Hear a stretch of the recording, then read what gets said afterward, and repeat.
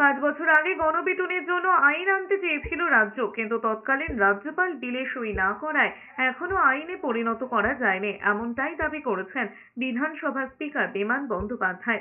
কেন্দ্রের গণপিটুনির নতুন আইনে মৃত্যুদণ্ডের সংস্থান রয়েছে।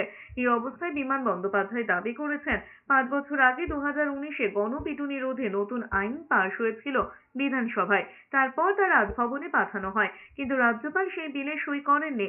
বিমান বন্দ্যোপাধ্যায়ের দাবি, রাজ্যে পেশ করা ওই বিলে পিটিয়ে মারার ঘটনায় মৃত্যুদণ্ডেরও বিধান রয়েছে। সরকার যে বিল এনেছিলেন তাতে যে শাস্তির বিধান ছিল, কোনো লোক মারা গেলে পরে তার মৃত্যুদণ্ড পর্যন্ত ছিল, কিন্তু সেই বিলটা আমরা এনফোর্স করতে পারিনি। যদিও এই বিলটা আমরা রাজ্যপালের কাছে 3 সেপ্টেম্বর 2019 সালে পাঠিয়েছি, তা সত্ত্বেও অনুমোদন আসেনি।